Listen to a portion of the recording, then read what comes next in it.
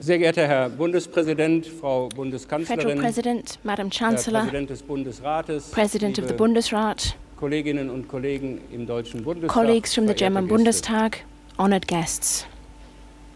Wer Unfreiheit und Willkür kennt, Those who have known tyranny and arbitrary der weiß rule Freiheit und Recht zu schätzen. value freedom and the rule of law.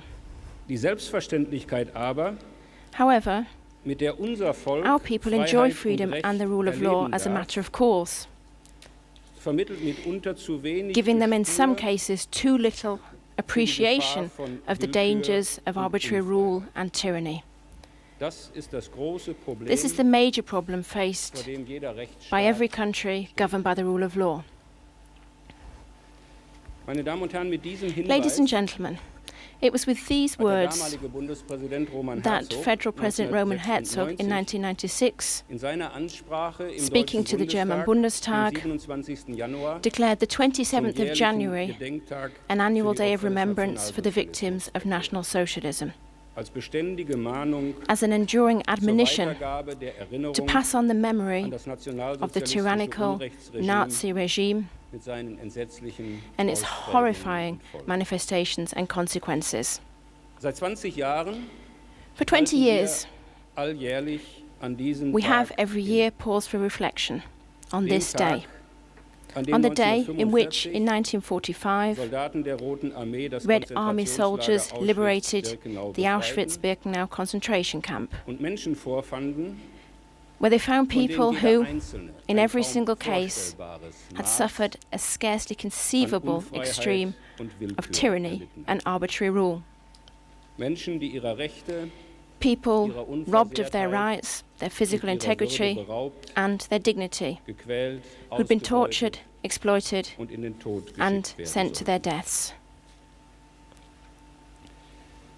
Fast jeder Überlebende Almost hat seinen every Zufall. survivor has Das his or besondere, her lucky Spezifische, das accident, ihn oder sie this specific unvermutet thing, am the Leben turning gehalten point hat. to which we owe our lives. Schreiben Sie, verehrte Frau Kluger, This is what you write, Ms. in Ihrem Kluger, autobiografischen in your Band autobiography, Weiterleben. Still Alive.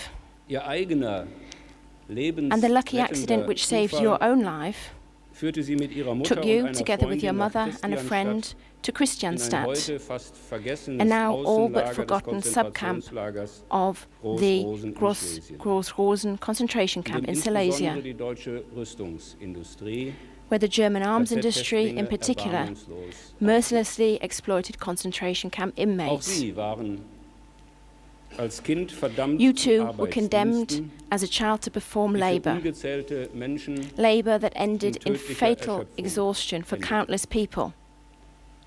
der sicheren Ermordung konnten sie, You were thus able so to escape entgehen. certain murder, doch dass sie dem Tod wirklich entkommen but it was würden, far from certain war in diesem that you would Augenblick truly escape längstens death. ausgemacht.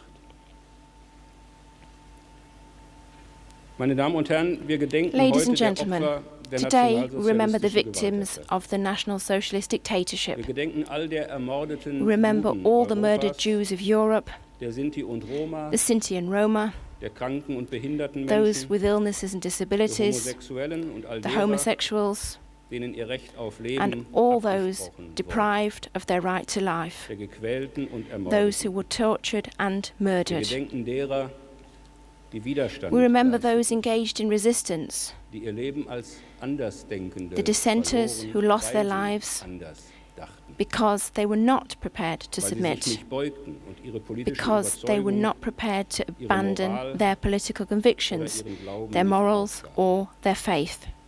Wir gedenken der Kriegsgefangenen, We remember the und the der prisoners Deserteure, of war and the deserters, der ungezählten the zivilen countless Opfer civilian victims of the National Socialist in ganz dictatorship Europa. throughout Europe. Und wir gedenken in diesem Jahr And this year, insbesondere auch we also remember in der particular Zwangsarbeiterinnen und the forced labourers. Wir erinnern an unvorstellbare We remember Menschheitsverbrechen, inconceivable crimes against humanity, Völkermord genocide, und daran, was Menschen anderen Menschen and what angetan people haben. did to other humans. Wir verneigen uns vor den Toten We pay our respects to the dead, und wissen zugleich die tiefen, and at the same time, lebenslang we are schmerzenden conscious Wunden, of the deep wounds unter denen inflicting die lifelong Überlebenden pain dieser Schrecken suffered by the leiden. survivors of these horrifying events. Die Folter, schreibt Ruth Klüger, Ruth Kluger writes that die Folter verlässt the den sensation Gefolterten nicht. of torture doesn't leave its victim Niemals. alone. Never. Not to the Das end ganze of Leben life. nicht. Im Gedenken an das Leid dieser Gezeichneten, In remembrance der of the Toten und suffering of Verwundeten those scarred in this way, the dead and und the die in wounded, deutschem Namen begangenen and Verbrechen, conscious of the crimes perpetrated den in weit Germany's alle name, Bevölkerungskreise hineinreichenden Verlust and von the loss Humanität of vor Augen, humanity which extended deep into all bekennen sections of wir the uns population. dazu, We wachsam undertake gegenüber to remain Unmenschlichkeit zu vigilant against inhumanity und uns gegen Ausgrenzung, and to gegen stand up against Antisemitismus, exclusion, anti-Semitism, Rassismus und racism, menschlich Fremdenfeindlichkeit zu stellen. and xenophobia. Diese Erwartung gilt ausnahmslos And this für alle, expectation die in diesem applies Lande to leben. everybody Für living diejenigen, in this die country, hier geboren for und those born aufgewachsen here sind, and who grew up here, wie für diejenigen, as well as die for wann those und warum auch immer who in came dieses to Land Germany gekommen sind. for whatever reason.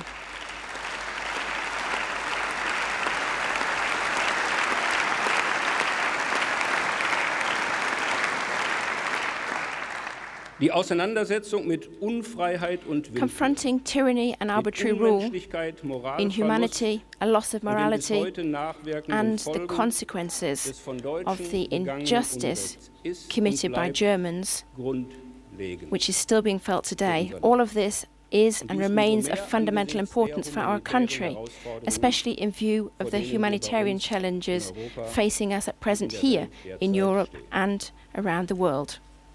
Meine Damen und Herren, als die Alliierten Ladies 1945 and gentlemen, when in 1945 the Allies liberated the concentration camps of Auschwitz, Buchenwald, Dachau, Neuengamme, Bergen-Belsen and Großrosen, to name just a few, befreiten, stoppten sie they eine stopped a historisch machinery beispiellos of grausame murder Tötungsmaschinerie. whose horror was unprecedented in history. Gerettet wurden zugleich Millionen At the same Zwangsarbeiterinnen time, und millions of forced Zwangsarbeiter, laborers were saved denen Deutsche die Freiheit geraubt after hatten, having been deprived of their freedom by Germans who wanted to exploit their labor.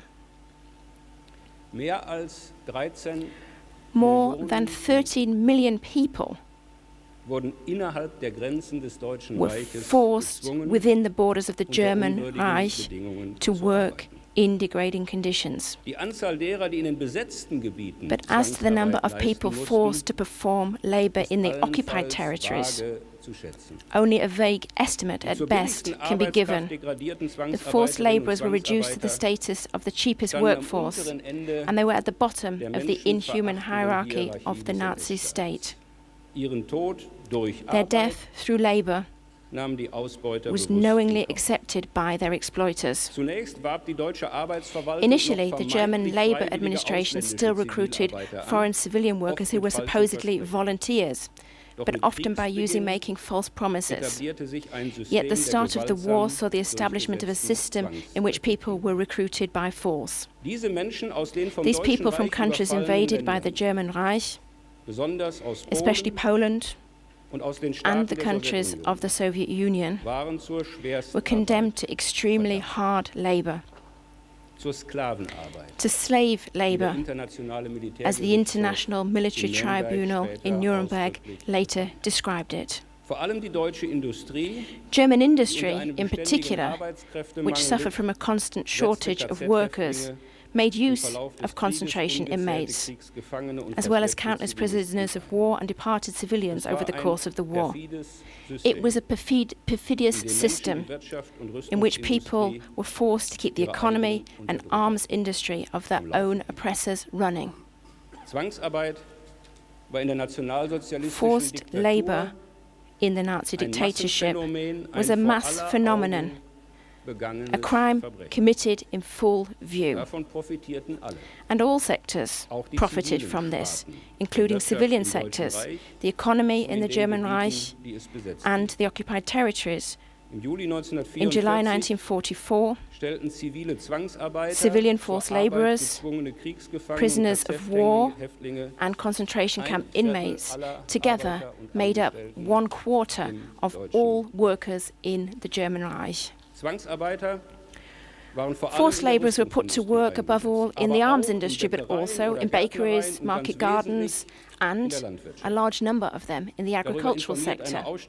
And this is the subject of an exhibition which we've opened this morning in the Paul Löbe building. The labourers worked for large companies and for craftsmen, for churches, municipal services, as well as in the mining sector and private households. And even if a few of the former forced labourers recount encountering in private the sense of common humanity that they were denied in public, this nonetheless remained a system of tyranny and arbitrary rule, which knowingly exposed labourers to hunger, illness and violence or death. Forced labour in the German Reich was a mass phenomenon, and it was visible to all. Every morning, columns of forced labourers made their way under guard from the camps to businesses. In Berlin alone, there were around 3,000 camps, 3,000 of these camps for around 500,000 forced labourers. The idea that no one knew that they were being forced to perform labour or about the exploitative conditions in which they were required to work has long been exposed as a myth. And yet for a long time forced labour was not accorded the place its victims deserve in the German culture of remembrance. Indeed, it was not until the 1980s when more and more local history societies were being set up in the Federal Republic of Germany, often school groups as well, and they began researching the history of their own neighbourhoods. And at that point, remnants of Nazi forced labour camps often gave these initiatives the impetus to undertake further research. They ultimately helped to refute the common apologist myth that nothing was known about all that. But this was still far from meeting the need for official recognition of the suffering of millions of forced labourers.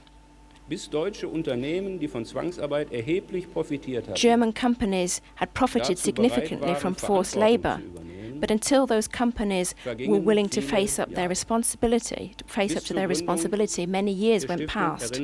And indeed, until the foundation Remembrance, Responsibility and Future was set up, a foundation which was entrusted with making symbolic compensatory payments.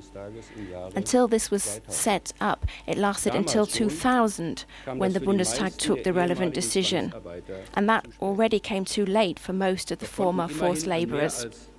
Nevertheless, more than 1.5 million people from Russia, Poland, Ukraine, Belarus, the Baltic states, the Czech Republic and other countries did at least receive compensation from this foundation's endowment, which was financed half by the state and half by the private sector.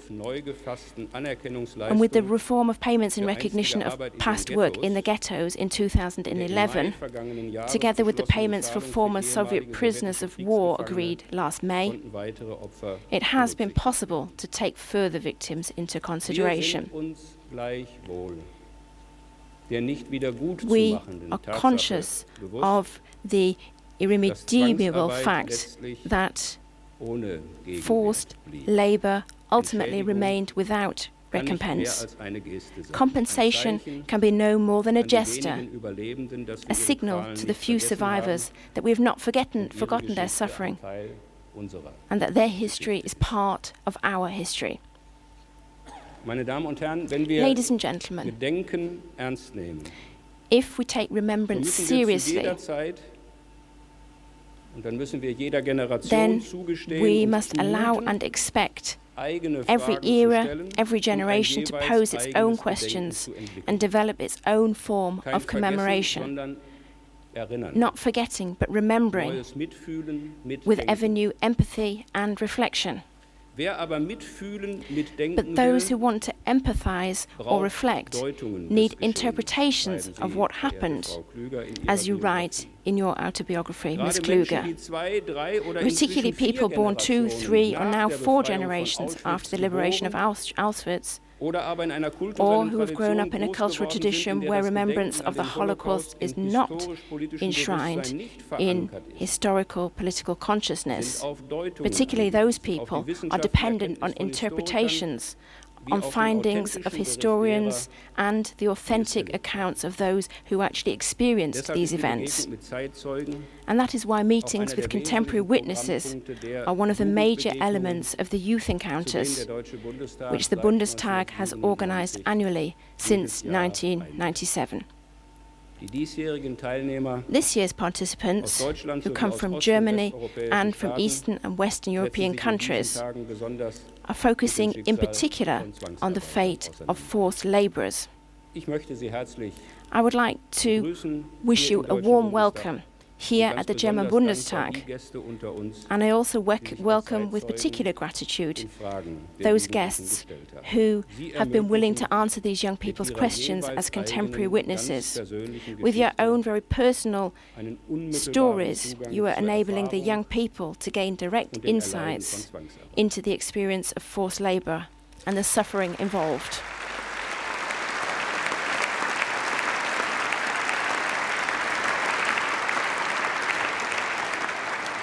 Meine Damen und Herren, liebe Ladies and Kolleginnen und gentlemen, Kollegen, zum colleagues, Abschluss dieser Gedenkstunde nach der Ansprache following von Frau Ms. Klüger Kluge's speech, this ceremony of remembrance will end with the Rias Kammerchor performing the Peat Bog Soldiers.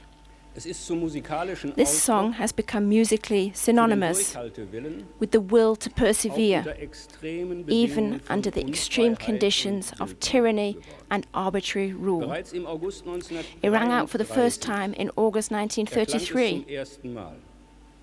Häftlinge in when inmates Konzentrationslager of the Bürgermoor im Bergamo Emsland concentration camp in the sangen die Emsland Strophen, region die der aus sang its politischen Gründen verses, inhaftierte which were penned by Schauspieler Wolfgang Langhoff, an actor imprisoned for political mit seinem reasons, gleichgesinnten and his like-minded fellow Johann inmate Esser verfasst Johann Esser, und die der elsässische and which Komponist was Rudi Gogel set to vertonte. music by Rudi Gogel, a communist from Offenbar Alsace. erkannte die SS zunächst Yet weder the die Brisanz SS evidently failed to noch die recognize the Eingängigkeit song's des power Liedes, das or its innerhalb catchiness kürzester Zeit at first, and it spread rapidly through the Verbreitung in den camps. Lagern fand.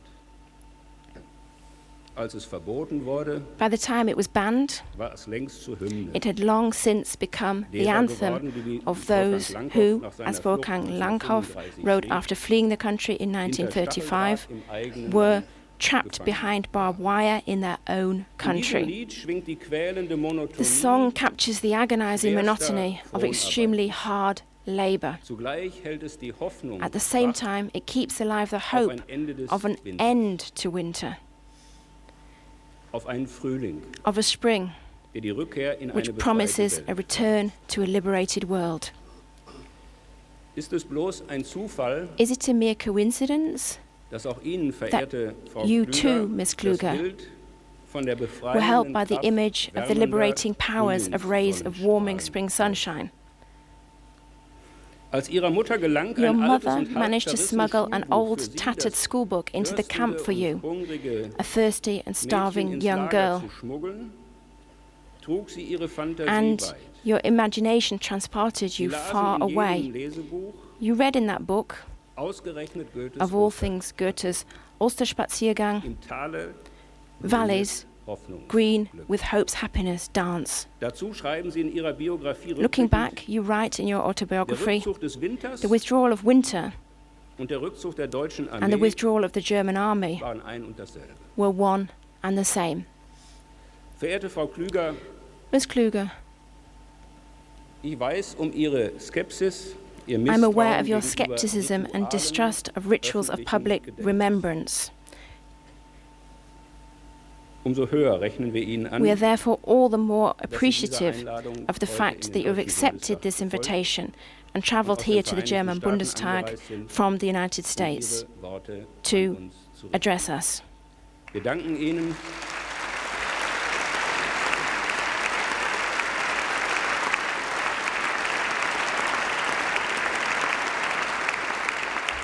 Wir danken Ihnen We für Ihre thank you Bereitschaft, for your zu willingness berichten, was to Sie recount what you erfahren experienced and to interpret the significance which these events still have today, especially today, for you and for us once again.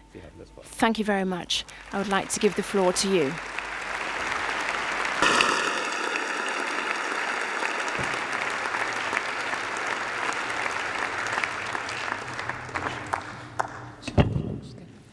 Herr Lammert, ich danke Ihnen vor allem für Ihre Mr. Lammert, thank you most of all for your very friendly, kind and inviting words, undeserved but very encouraging all the same. Meine verehrten Herren und Damen, Gentlemen, ladies, ich werde also jetzt Ihnen ein bisschen über I meine will Erfahrungen speak to you erzählen. about my experiences. Der Winter von The winter 1944, of 1945 1944-1945 was the coldest winter of my life, and was surely never forgotten by those who survived it in war-torn Europe. I'm 84 years old, but back then I had not lived through many winters. I had just turned 13. But even so, to me, none of the many winters that followed were ever as cold as that last winter of the war. The cold and the feeling of being defenseless against it will always be associated in my mind with forced labor in Christianstadt, a women's subcamp of Gross Rosen, a concentration camp in what was then Lower Silesia, which is now part of Poland. When we hear the words forced labor, we think of grown men and not half-starved little girls. But far from being an object of pity, I was a very lucky girl, and I was proud of that. During the selection at Auschwitz-Birkenau extermination camp in the summer of 1944, when the gas chambers and the crematoria were working at full capacity, I had then managed to pass myself off as fit for duty in a work unit of women aged between 15 and 45.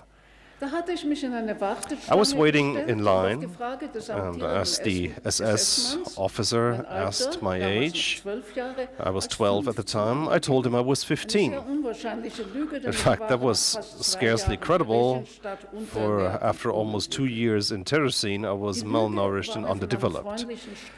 That lie had been whispered to me by one of the women writing down the information just a couple of minutes before that, and I repeated it very bravely. The SS man eyed me up and down and said, "You're very small." And the woman, taking notes, summoned up her courage and said, No, she has strong legs, she can work. So the SS man shrugged and let it go. It was a chance encounter, lasting only a couple of minutes, with a kind young woman who I had never seen before and have never seen since, but I owe her my life, my survival. For everyone else who was with me on the transport from Terezin was sent to the gas chambers in the days that followed. We chosen ones were loaded onto railway trucks and sent off to a labor camp. The first few days in Christianstadt were a blessed relief, if not a time of happiness for me. It was warm, the grass was green, there were trees in the forest close by, the air was clear, that was good for the soul after the deathly pall from the crematoria that shrouded the camp at Auschwitz. And above all, the oppressive fear of death had passed. Die positiven Gefühle dauerten nicht lange. These positive emotions didn't last long. It began to rain and everything was soaked through, and then came the cold. Every morning we were woken by a siren or a whistle and forced to line up in the dark for roll call. Even today I find simply standing, so abhorrent that I sometimes duck out of a line and walk away, even if I'm about to be served, because I can't bear to stand in line for a moment longer. We were given a black coffee-like brew to drink, a ration of bread to take with us, and in rows of 3 we would march off to work. A female overseer with a whistle walked alongside us, trying to make us march in lockstep. All the whistling was to no avail. It didn't matter how angry she became. We never learned to keep pace. In my childlike, pre-feminist defiance, I was secretly pleased that it proved impossible to teach Jewish housewives how to march properly. We hadn't been drilled in marching. Men were easier to train. The work was men's work. We cleared the forest, we dug out and hauled away the stumps of felled trees. We chopped wood and carried railway tracks and sleepers. The land was to be used for some kind of building, but of course no one ever told us what, and in any case I wasn't really interested in finding out. By their very nature, forced laborers either see no purpose in their work or hold it in contempt. Marx would have been both delighted and, I would hope, appalled at this practical example, this test of his theories. Any physical work which is imposed and not freely chosen creates a sense of lethargy in the worker as a defense mechanism. I myself refused to succumb whenever I could. Out of weakness and boredom, but also out of conviction, I would recite poems that I knew off by heart, for example. At any rate, whatever it was that was supposed to come into being as a result of our labors in Christianstadt, it wasn't completed on schedule. Sometimes, some of us would be hired out to the local civilians, and then we would find ourselves sitting in attics braiding onions for the winter, for example. It was better than working outside. It took less effort, and most important, it wasn't so cold. The villagers would stare at us as if we were savages. If they ever gave a moment's thought to what was happening to the ragged prisoners in the labor camp nearby, they put it out of their minds once the war was over, for everyone claimed to have had no idea what was going on in the camps, and certainly no one would ever admit that people in the village had sometimes profited from their labor. Sometimes my friend Susie, who was 16, and I would be sent to the quarry, the oldest working area in Gross Rosen, and the reason why that camp had been built in the first place. In the quarry, the cold was killing. We would huddle together for warmth, but it made little difference. There was nothing we could do to protect ourselves. Our clothes were much too thin. We would wrap our feet in newspaper, which helped, but clearly not enough. We had running sores in our legs, which, like all wounds, were very slow to heal. We longed for the next break, for lunch, and then for the end of the day. Doubt bordered on despair. How much longer could I endure this? Every morning, I hoped that I might be assigned to camp duty, which meant staying behind and cleaning, but that was a very rare privilege. Some 12 years later, I'm in California and I meet up with Susie, who has become my lifelong sister by choice. I watch her playing with the 2 young children in the warm sand. I hear her soft and soothing voice, guiding and encouraging, do this, do that. And suddenly, an image of the 2 of us flashes into my mind. I see us huddled together in the quarry in the cold. Susie puts her arm around me, and I turn away, for the sand hardens into Silesian granite, and the children's play has become darker. I sometimes still dream about that quarry. It's a desolate place. I'm trying to get warm, but where? Later, I wrote a poem about this dreamlike and amorphous desolation. I call it Landscape Poem. It consists of a series of disconnected, dreamlike images, impressions which epitomize the labor camp as I experienced it. Let me read it to you. On the dark slope, there stands a bright-lit house. In the quarry, children are freezing. One snatches up a lizard. It slips out of his grasp. A faceless figure tries to roll into the ditch. A girl, clutching a cloth-covered bowl, runs sobbing into the house. In the quarry, children freeze in the rusty air.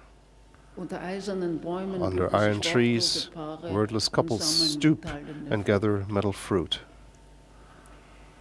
Most of the women, my mother was one of them, worked in a munitions factory alongside some deportees from France. These men were better fed than we were because they were better qualified for the work, and that made them more valuable. It also meant that they were better at sabotage. Sometimes they would wander over to the women, giving them a smile and say, "Plus de travail, les filles, work's over, girls."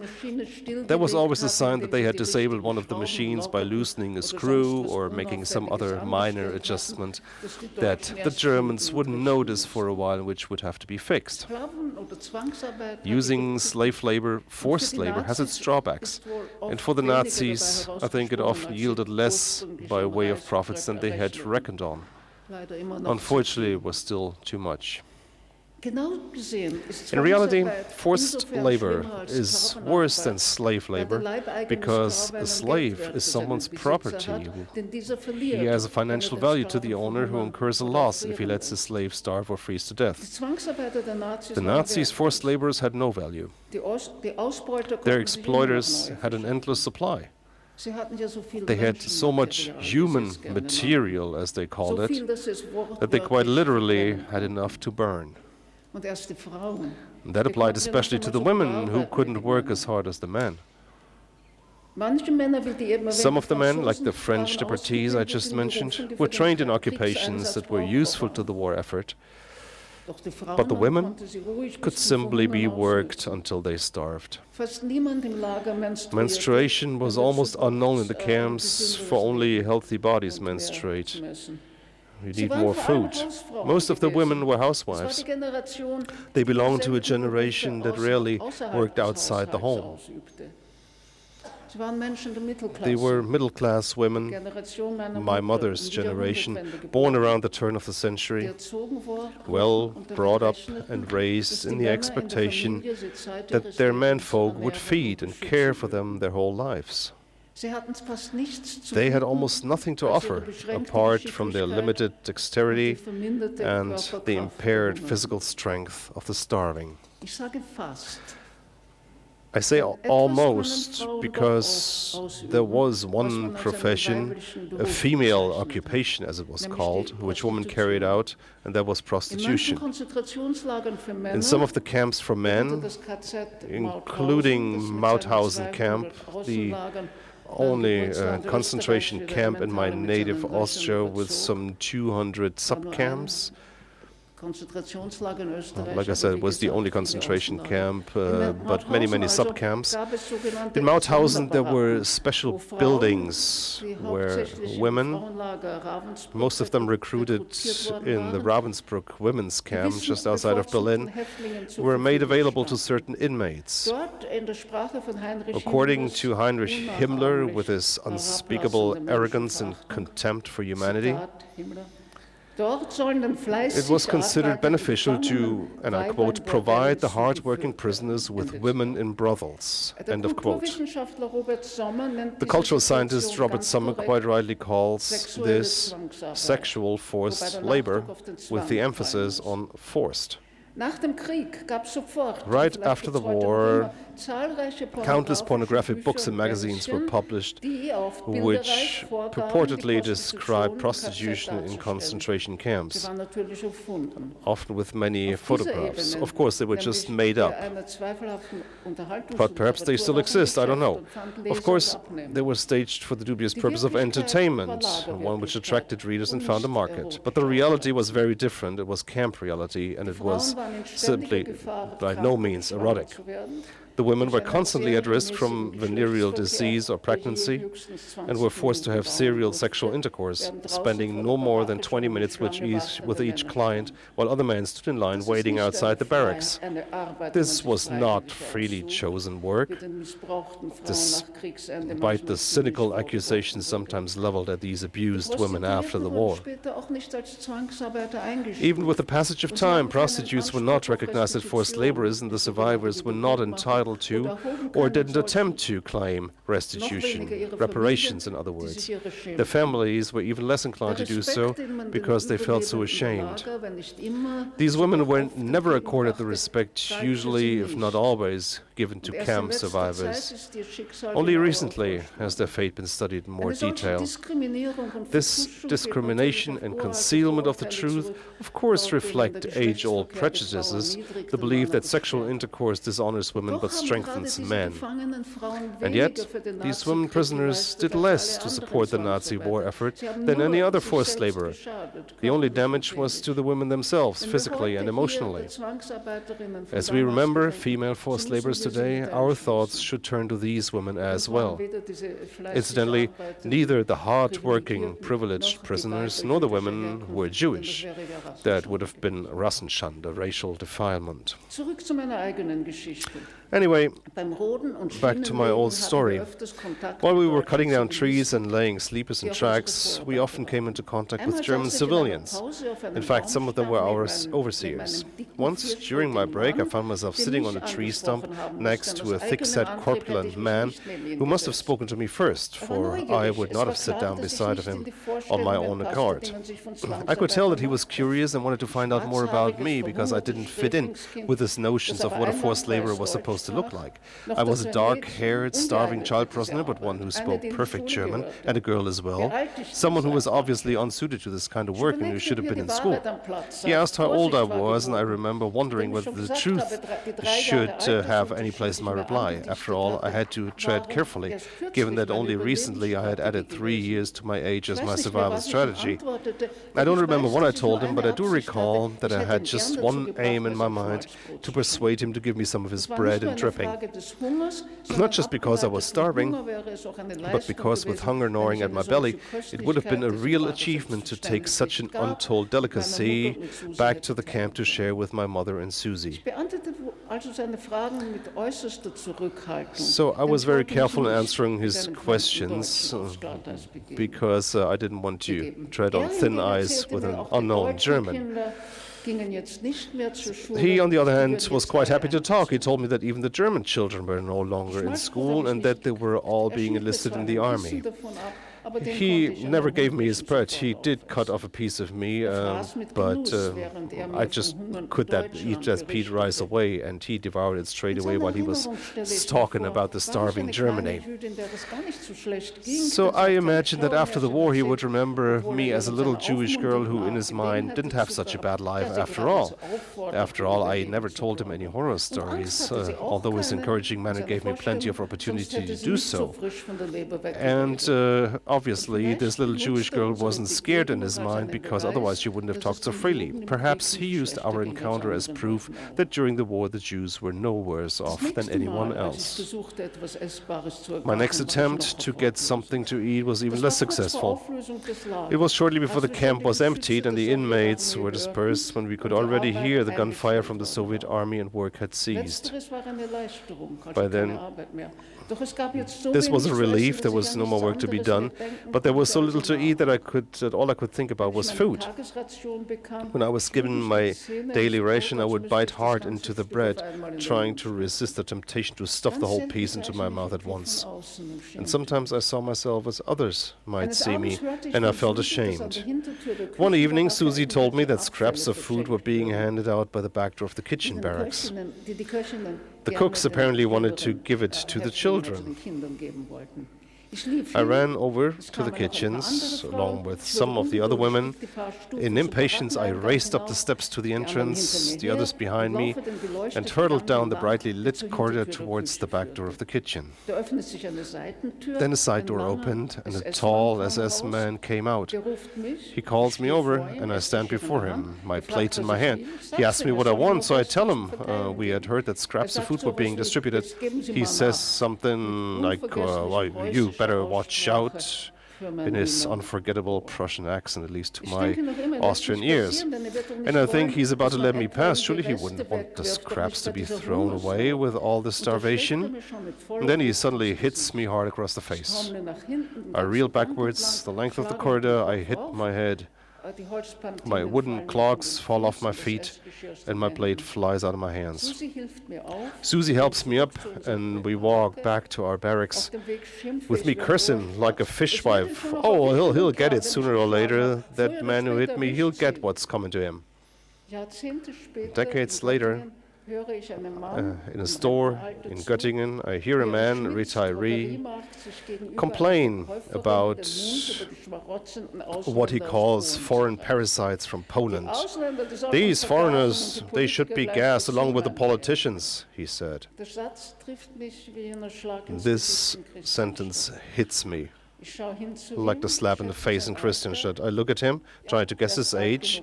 Yeah, he's old enough, it could have been him. So, and apparently he didn't get what was coming to him. What did you say? I challenge him, my heart in my mouth. I look him in the eyes and I think to myself, we met before, buddy boy. And he fixes me with his cold, contemptuous gaze. Yeah, he says, you heard me. Early in 1945, the Christianstadt camp was closed and the inmates were transferred to Bergen-Belsen. At first, they were forced to march, but later they were loaded onto trains, so I heard after the war. Because Susie, my mother, and I were no longer among them. On the second evening, we managed to escape and survived the war. But that's another story. After the war, the German civilians claimed that they had known nothing about the mass murder. One might argue whether this can possibly be true. But the mass exploitation of forced labor was common knowledge. Many years later, when I had visited Germany many times, and had made many friends here, and I still have many friends here now, I occasionally encountered people whose families had employed forced laborers in their homes during the Nazi era. My friends had positive, even affectionate recollections of these deportees. They had it good, they say. They played with us when we were children, they laughed, sang songs. These well-meaning narrators didn't know or didn't want to know about the guarded reticence of their unpaid domestic help or their concealed mistrust, contempt, envy, or under or overestimation of the enemy. And even if some of these workers were comfortably situated despite being in enemy territory and may even have been held in affection, this means, after all, that the enemy had finally subjugated them and robbed them of part of their identity. If those Germans, who were children at the time and who are adults now, dust off these recollections for my benefit but fail to recognize this conflict, it is because no one ever sees themselves as the enemy. The enemy is always the other one. How can you yourself possibly be the enemy, especially if you're kind to strangers and the apple of your parents' eyes? The word forced labor was always avoided in these recollections, and because I never hesitated to use the words slave labor, there was always a sharp intake of breath. In Oldenburg, for example, I was giving a lecture at the university on a literary topic. I think it was on Kleist and the slaves' revolt in what is now Haiti and Santo Domingo, described in one of his great novellas. But afterwards, over a glass of wine, a retired academic tells me that there were guest workers, as she called them, on the farm where she grew up during the war. They were not guests, I insist, they were forced laborers. Yes, yes, she replies, lost in her memories. Prisoners of war they were from Poland. I refuse to let it go. No, they were not prisoners of war, I say. The war with Poland was over, it didn't last long. The people you're talking about were civilians, deportees. Some of them were women who had families back home. She looks at me in all seriousness, and I think to myself, she is maybe a better person than I am because, unlike me, she's not bitter and aggressive. Yes, yes, she says, forced laborers, how sad. In our home, we had a man and a woman, both Poles. And she recounted how the man, the Pole, wasn't filled with hate. In fact, he went out and retrieved a horse that had been stolen by a Polish gang. He was very conciliatory, she said. Even so, I forced her to admit that there was a reason why conciliation was necessary in the first place. Ladies and gentlemen, I've spent quite some time talking about modern slavery in the form of forced labor in Europe under the Nazis and given you some examples of the customary denial practiced in post-war Germany. Since then, however, a new generation, no, not one, 2 or even 3 generations have grown up, and this country, which 80 years ago was responsible for the worst crimes of the century, is now applauded by the world for its open borders and its willingness to welcome Syrian and other refugees with such kindness and warm-heartedness.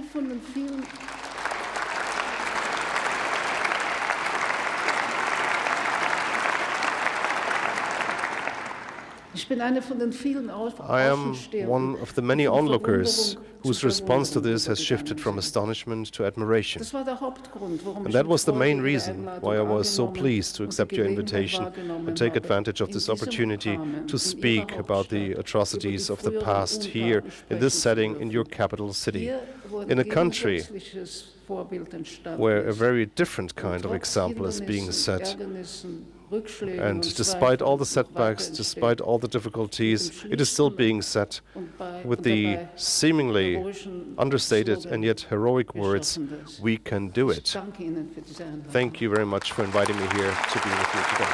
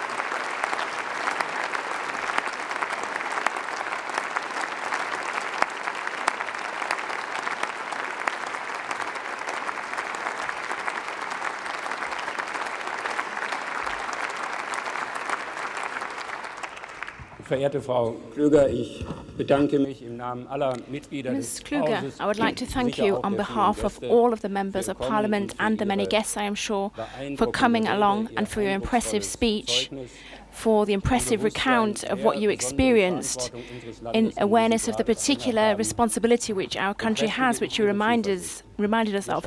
I would like to add to what you said. Yes, we can do it. We will manage it.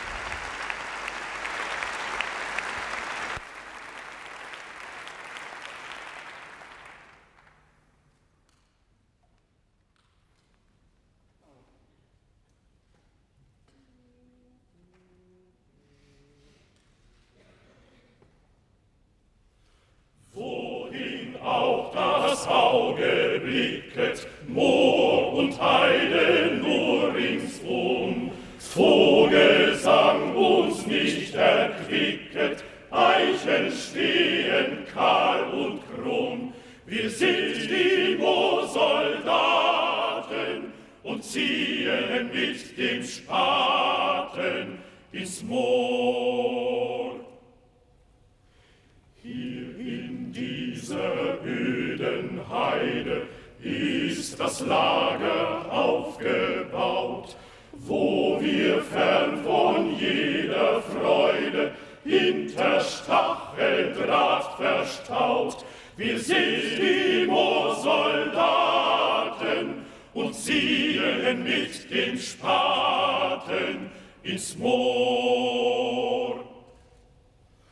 Morgens ziehen die Kolonnen in das Moor zur Arbeit hin, graben bei dem Brand der Sonne, doch zur Heimat steht der Sinn.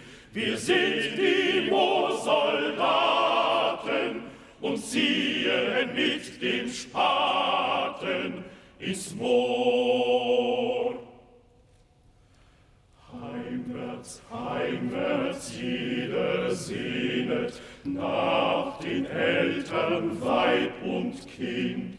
Manche Brust ein Seufzer dehnet, weil wir hier gefangen sind. Wir sind die Moorsoldaten und ziehen mit dem Spaten ins Moor.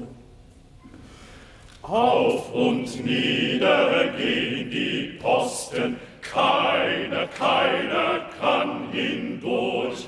Flucht wird nur das Leben kosten, vierfach ist umzäunt die Burg. Wir sind die Moorsoldaten und ziehen mit dem Spaten ins Moor. Doch für uns gibt es kein Klagen, ewig kann's nicht Winter sein. Einmal werden froh wir sagen, Heimat, du bist wieder mein. Dann ziehen die Moorsoldaten nicht mehr mit dem Spaten ins Moor.